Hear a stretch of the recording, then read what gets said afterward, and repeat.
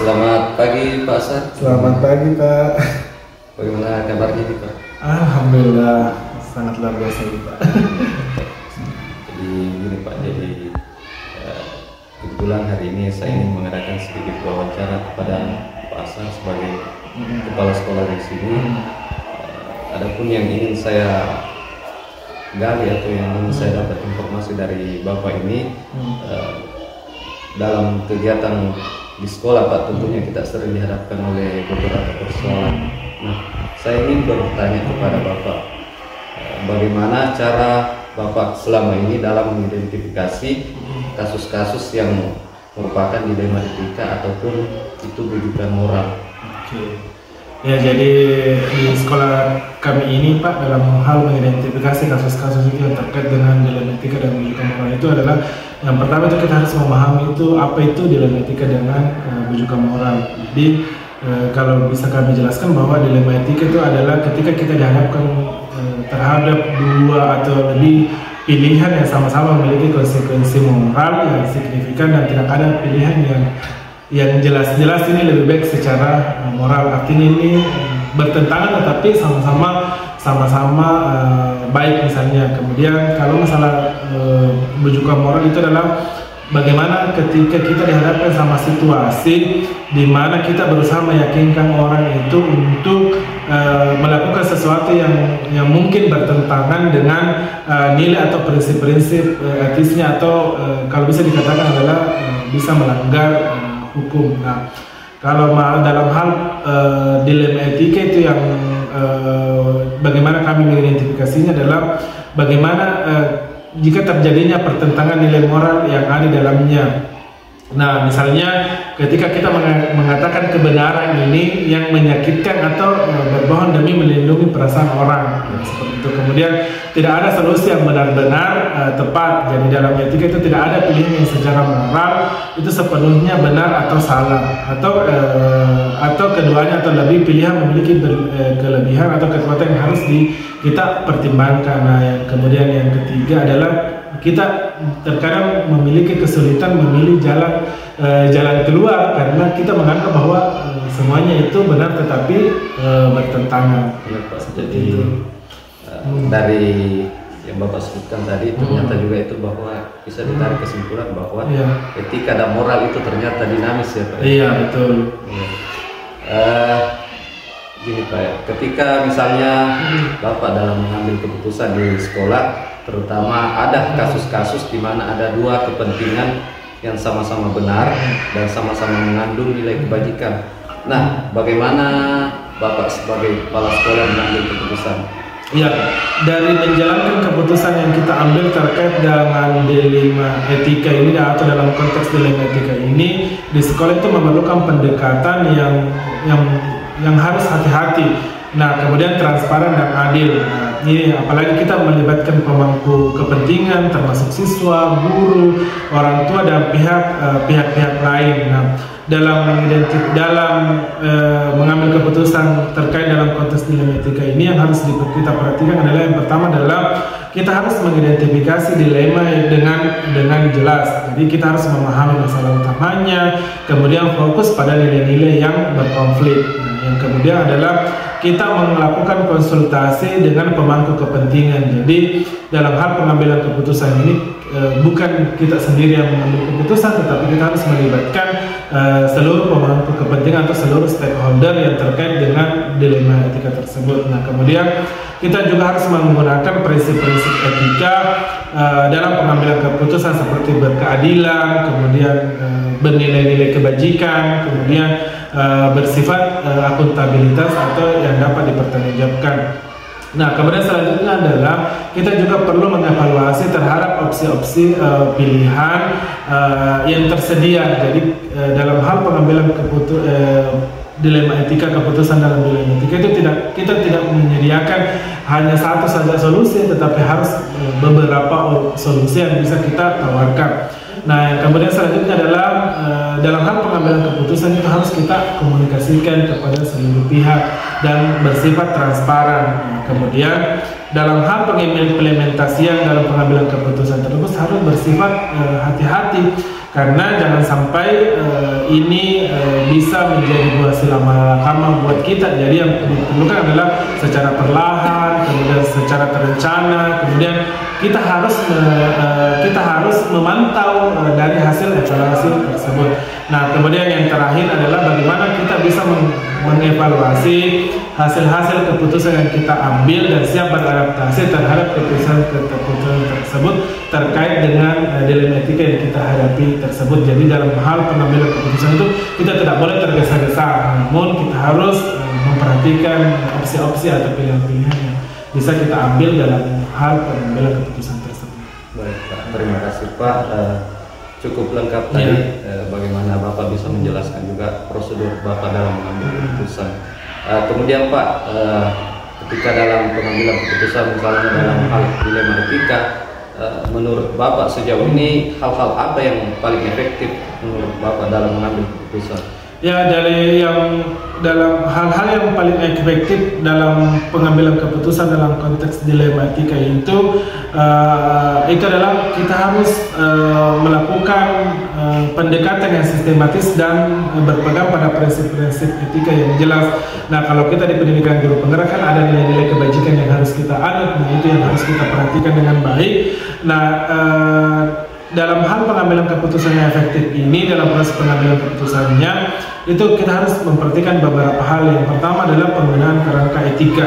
Itu tadi nilai-nilai kebajikan yang harus kita perhatikan. Kemudian nilai-nilai yang saling bertentangan dalam hal pengambilan keputusan tersebut.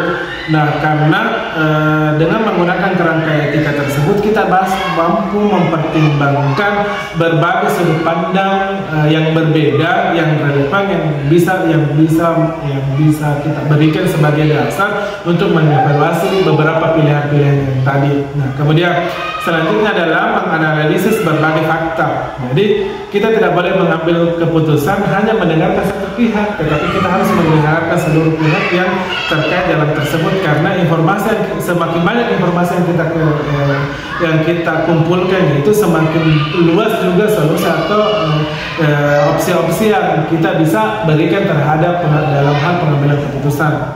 Nah, kemudian yang selanjutnya adalah partisipasi dan konsultasi. Nah, dalam hal pengambilan keputusan itu kita harus melibatkan pemangku kepentingan yang relevan atau stakeholder, artinya orang-orang yang betul-betul terlibat dalam konteks dilema etika tersebut. Nah, dalam pengambilan keputusan tersebut ini dengan pelibatan stakeholder itu bisa membantu kita mencapai keputusan yang lebih adil dan yang dapat diterima. Jadi kalau misalnya kita sendiri yang mengambil keputusan, otomatis kalau misalnya tidak bisa dijalankan secara maksimal, otomatis kan hanya kita yang mungkin disalahkan atau dan lain sebagainya. Tapi kalau kita bisa melibatkan, itu bisa kita evaluasi secara bersama.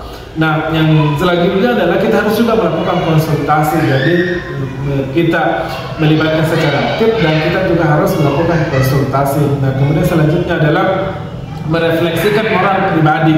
Artinya dalam hal pengambilan keputusan ini kita harus mengembalikan kepada diri kita sendiri. Nah, kalau kita diposisikan seperti itu, bagaimana perasaan kita? Nah, itu juga bisa membantu kita dalam hal mengambil solusi-solusi terkait dengan dilema etika yang terjadi di lingkungan kita. Nah, kemudian yang terakhir adalah kita bisa menilai konsekuensi yang kita berikan atau opsi yang kita ambil itu atau keputusan yang kita ambil tersebut, apakah bersifat jangka panjang atau bersifat jangka pendek. Itu yang harus kita juga pertimbangkan. Nah, kemudian terakhir adalah bagaimana opsi-opsi atau keputusan yang kita ambil itu bersifat transparan dan bisa dikomunikasikan dengan jelas dan bisa dipertanggungjawabkan. Nah, seperti itu.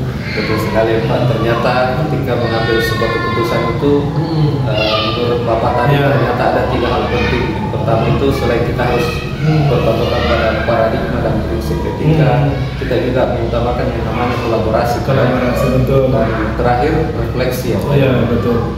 Ya.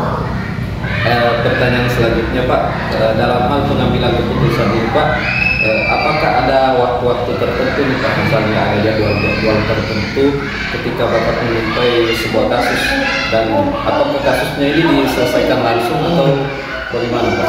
Nah, jadi kalau dalam hal konteks dilema etika yang ada di sekolah kami itu, dalam menghadapi kasus-kasus dilema etika di sekolah kami itu, kadang juga kami mengeksposisinya di tempat ketika dilemanya itu bisa kita selesaikan tanpa melibatkan banyak orang atau stakeholder yang lain. Tetapi ketika ini konteks dilematikanya ini bersifat skalanya besar, yang kita memerlukan misalnya orang tua siswa, komite sekolah, pengawas, atau pihak-pihak terkait yang lainnya, itu kami bisa menjadwalkannya sehingga pengambilan keputusan yang kita ambil itu bisa kita pahami secara bersama seluruh stakeholder yang terlibat dalam hal kasus tersebut atau dilematika tersebut. Jadi tidak pernah jadi khususkan bahwa hal langsung diselesaikan, tapi kita lihat dulu konteksnya seperti apa, kasusnya seperti apa. Berarti tergantung ini situasinya, ya Pak, situasinya. Jadi bersifat situasional seperti itu Pak. Iya Pak, terima kasih. Kemudian Pak, misalnya nih dalam pengambilan keputusan, adakah seseorang atau faktor-faktor yang selama ini menurut Bapak mempermudah atau membantu Anda dalam pengambilan keputusan, terutama untuk kasus-kasus dilema etika? Ya. Jadi terkait dengan kasus-kasus dilema etika yang ada di sekolah, ada kalau dikatakan bahwa ada orang, otomatis adalah. Jadi semua rekan-rekan guru itu kami libatkan. Jadi, kami bicarakan dengan baik di dalam sekolah. Nah, terkait dari faktor-faktor yang lain adalah pentingnya adalah kerjasama dan kolaborasi kepada seluruh pihak, itu sangat utama dalam sangat mempermudah kami dalam hal pengambilan keputusan khususnya untuk dilema etika. Jadi kami selalu membangun hubungan yang baik bersama dengan orang tua siswa, komite sekolah, bahkan Pak Pengawas dan stakeholder yang lain, pemerintah setempat, membangun kolaborasi yang sama, misalnya dalam hal kegiatan-kegiatan keagamaan kami mengundang, kemudian kegiatan-kegiatan dalam penyusunan program-program sekolah kami melibatkan itu orang tua siswa, pemerintah desa, sehingga jika kedepannya nanti kita menghadapi dilema atau kasus-kasus yang ada di sekolah, kami sangat mudah untuk menghubungi mereka, dan karena mereka sudah sejak awal itu sudah terikat dengan sekolah, artinya mereka sudah mengetahui bahwa tupoksi yang ada di sekolah itu, bahwa sekolah itu bukan hanya milik kepala sekolah, guru dan dinas pendidikan, tapi sekolah itu adalah milik bersama orang tua siswa atau masyarakat yang ada di sekitar kita, sehingga kami menggunakan dalam hal pengambilan keputusan terkait dengan dilema-dilema etika yang ada di sekolah. Cukup menarik tadi Pak. Ya. Sekolah itu bukan hanya milik kepala sekolah dan dinas pendidikan, tapi milik semua. Betul ya Pak. Betul. Berarti semua warga sekolah di dalam di sini dia memiliki hak untuk membantu kami dalam pengembangan sekolah, peningkatan kualitas sekolah. Iya Pak, terima kasih Pak. Terakhir Pak, dari wawancara kita kali ini, dari semua hal yang telah disampaikan, pembelajaran apa yang bisa Bapak petik dari dalam hal pengambilan keputusan, terutama dalam kasus-kasus dilema etika Pak? Ya. Jadi pembelajaran yang sangat penting yang saya dapatkan selama saya menjadi pemimpin di sekolah ini adalah bagaimana itu kita mengutamakan kebajikan atau moral di atas segala-galanya, karena dengan menekankan pada karakter dan kebajikan dari orang yang mengambil keputusan serta dampaknya dalam pengembangan moral individual. Jadi secara tidak langsung atau secara langsung, bahwa pengambilan keputusan-keputusan kita itu adalah dapat membentuk karakter yang baik untuk peserta didik kita atau seluruh warga yang ada di sekolah. Nah, jadi karena fokus kami memang di sekolah kami fokusnya adalah membangun karakter moral yang baik dalam proses pembelajaran, dalam pengambilan keputusan dalam proses pembelajaran. Kemudian selanjutnya adalah pendidikan moral.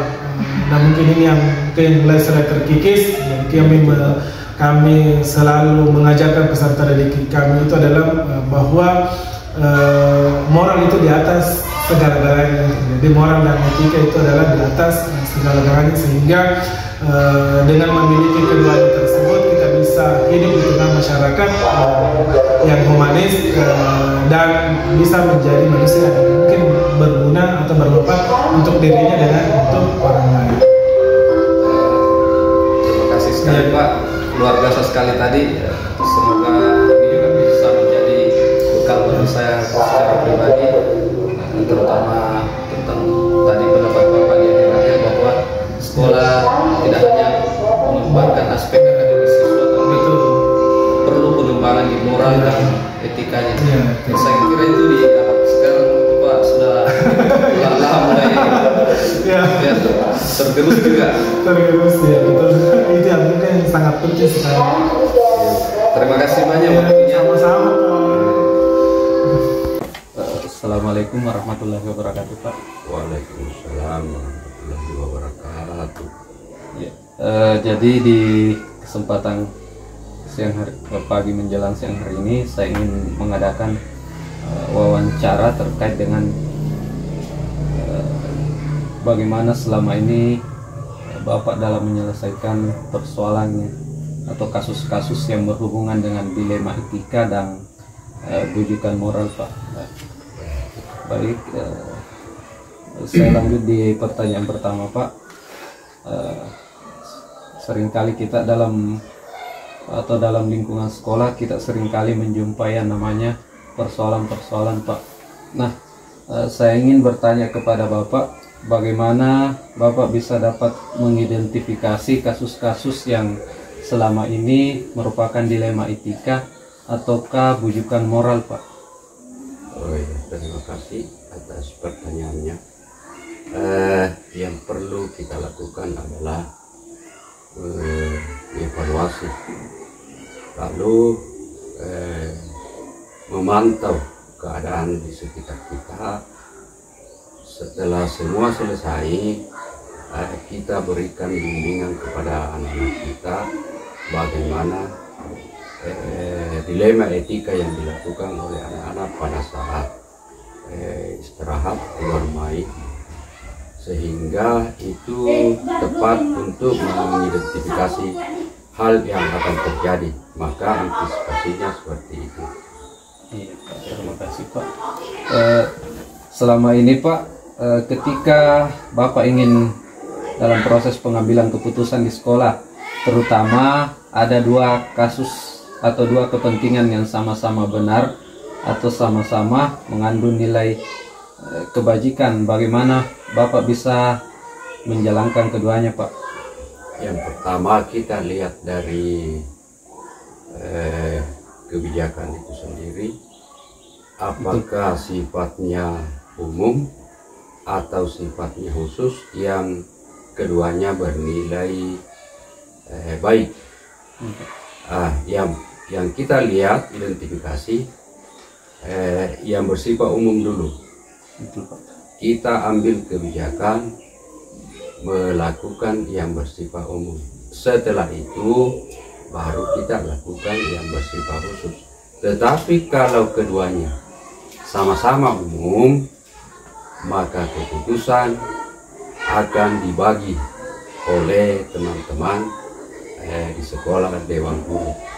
Mana yang harus dilakukan untuk ini dan mana yang harus dilakukan untuk ini, agar semuanya berjalan sesuai dengan koridor yang ada.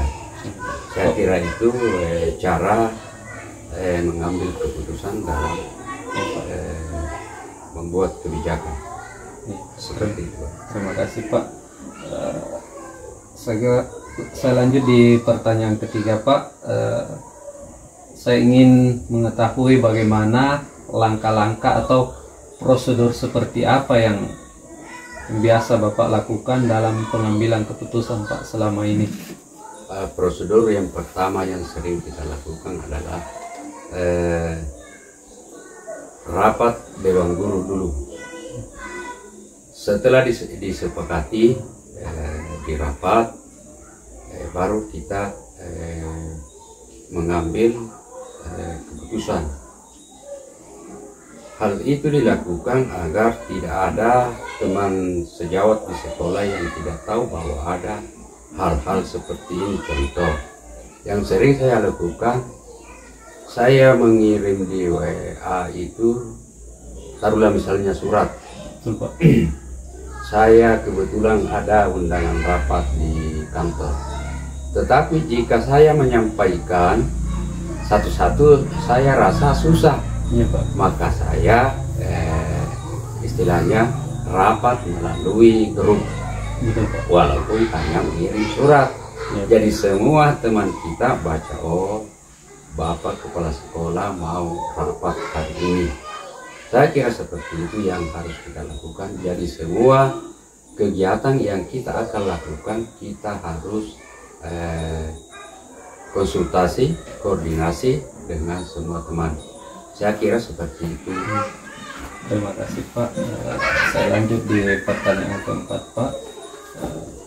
Selama ini apa yang menurut Bapak paling efektif dalam pengambilan keputusan, terutama pada kasus-kasus yang berhubungan dengan dilema etika, Pak? Begini, kita sudah, yang pertama kita sudah bentuk tim penanganan kasus dilema. Kalau misalnya ada perkelahian, ada pengejekan, ada lain-lain sebagainya. Taruhlah misalnya ada anak kita yang bandit membuli teman yang lain, itu kita sudah bentuk, kita sudah sepakat bersama bahwa ada khusus tim yang menangani seperti itu. Tetapi jangan lupa bahwa kita harus juga memberi bimbingan bahwa sikap yang tidak boleh kita lakukan harus kita mulai sekarang ajarkan, bahwa kalau misalnya saling bully itu tidak boleh dilakukan. Dan juga kita tahu, kita paham bersama bahwa adanya undang-undang perlindungan anak ini yang membuat kita agak kesulitan sedikit. Jadi hanya sedikit kesulitannya dalam menindak atau memberi pelajaran kepada anak kita tentang dilema etika. Ya. Saya kira seperti itu. Ya, Pak. Jadi menurut dari apa yang saya tangkap tadi dari Bapak, bahwa selain pembentukan tim, tetap juga diperlukan yang namanya kolaborasi, ya, Pak, ya, Ya. dalam memutuskan sebuah keputusan. Baik, Pak. Terima kasih atas jawabannya. Saya lanjut di pertanyaan kelima. Hal-hal apa saja yang selama ini yang merupakan tantangan dalam pengambilan keputusan pada kasus-kasus dilema etika, Pak? Oh iya. Jadi tantangannya yang pertama tentang adanya apa namanya undang-undang perlindungan anak. Artinya yang seharusnya anak kita sudah di tahap pendidikan atau nasihat yang apa namanya keras, tetapi kita dibatasi oleh undang-undang, sehingga mau tak mau kita harus ikut pada undang-undang. Oleh karena itu yang kita harus lakukan adalah memberikan pembelajaran secara efektif, berulang, terus menerus, sehingga anak-anak kita bisa mengambil manfaat, bisa selalu mengingat. Dan yang sangat penting adalah itu yang selalu kita lakukan di kelas, yaitu sebelum kita belajar ada istilah kesepakatan belajar, sehingga anak-anak kita batasi untuk melakukan hal-hal yang kurang baik. Ya, saya kira betul sekali, Pak. Lanjut di pertanyaan berikutnya, Pak. Apakah ada jadwal tertentu, Pak, dalam suatu penyelesaian kasus dilema etika, ataukah Anda sebagai dalam hal ini sebagai kepala sekolah menyelesaikan sendiri di tempat, atau Bapak memiliki jadwal untuk menyelesaikannya? Bentuk dan prosedur seperti apa yang Bapak jalankan? Yang sering kita dijalankan di sini secara efektif, saya lihat efektif, yaitu setelah ada kasus, begitu terjadi kasus, kita juga selesaikan segera dengan melibatkan stakeholder yang ada, taruhlah misalnya tadi ada tim, ada penanggung jawab, ada ketua, ada sekretaris, ada anggota. Di antara mereka siapa yang bisa menangani itu kasus, karena tidak semua kasus kita bisa tangani. Betul, Pak. Perorangan harus dengan kelompok atau ada orang tersendiri yang bisa menanganinya. Saya kira itu yang paling efektif dilakukan di sekolah kita. Jadi tidak ada jadwal tertentu. Jadi misalnya hari ini terjadi, hari ini juga kita selesaikan. Karena jangan sampai berlarut-larut dibawa pulang ke rumah, lalu orang tua ikut campur. Nah kalau sudah orang tua ikut campur, Ya, Pak, betul. Ini sangat susah untuk diselesaikan. Saya kira seperti Ya, itu Pak. cara menyelesaikannya. Ya, berarti dari yang saya tangkap tadi, berarti dalam penyelesaian kasus itu kita lihat saja seperti kasus seperti apa dulu yang Ya, kita tangani. kasusnya. Ya, Pak. Terima kasih, Pak, atas jawabannya. Kemudian, adakah seseorang atau faktor-faktor yang selama ini mempermudah atau membantu Bapak dalam pengambilan keputusan dalam kasus-kasus dilema etika, Pak? Yang pertama tentu terlibat komite sekolah, orang tua siswa, kemudian dari pihak penyuluh. Jadi itu yang sangat penting, istilahnya penyuluh dari baik dari tingkat kabupaten maupun dari tingkat pengamanan atau kepolisian. Yang sering terjadi di sini adalah kita libatkan dari Babinsa Ya, Pak. jika ada kasus-kasus seperti itu. Jadi semua yang kita akan lakukan di sekolah, kalau kasus dilema ini kita harus terhubung semua. Betul, Pak. Betul Ya, sekali. terhubung semua, baik dari orang tua siswa, komite sekolah. Artinya kalau ada simpatisan pendidikan di sini di sekitar lingkungan sekolah seperti Pak Ismail, karena sering juga membantu menyelesaikan kasus, tetapi tidak diselesaikan di internal sekolah, tapi diselesaikan di masyarakat karena dia simpati terhadap pendidikan. Betul sekali. Contoh, kasus terjadi di sekolah perusakan di sore hari, dilihat oleh masyarakat di luar dan simpati terhadap itu, maka dia menegur anak-anak kita. Saya kira itu kita perlu kerjasama secara keseluruhan untuk menyelesaikan kasus, juga untuk meningkatkan mutu pendidikan kita di sekolah. Jadi kita harus banyak melakukan sosialisasi di masyarakat dan di sekitar sekolah kita agar kegiatan proses pendidikan di sekolah ini tetap berjalan dengan baik, tidak ada gangguan dari luar untuk mengacaukan jalannya pendidikan di sekolah ini. Karena itu adalah tugas dan tanggung jawab kita khususnya di sekolah ini. Saya kira itu secara keseluruhan dari awal sampai akhir. Baik, Pak, terima kasih, Pak, atas waktunya. Dan terakhir, Pak, di pertanyaan terakhir, dari semua hal yang telah Bapak sampaikan tadi, pembelajaran apa yang dapat Bapak petik dari pengalaman Bapak dalam mengambil keputusan khususnya dalam kasus-kasus dilema etika, Pak? Yang sering kita lakukan artinya bukan kita yang meminta, tapi diminta oleh pihak luar. Taruhlah misalnya pihak orang tua. Misalnya terjadi kasus di sekolah kita ini, untuk menyelesaikan lebih baik, misalnya kalau harus pindah, ya pindah, tapi jangan kita istilahnya mengusir. Ya, betul, Pak. Ya, biarkan mereka yang memikir dulu untuk mengambil kesimpulan bahwa kalau saya pindah ini sepertinya agak meredahkan dilema.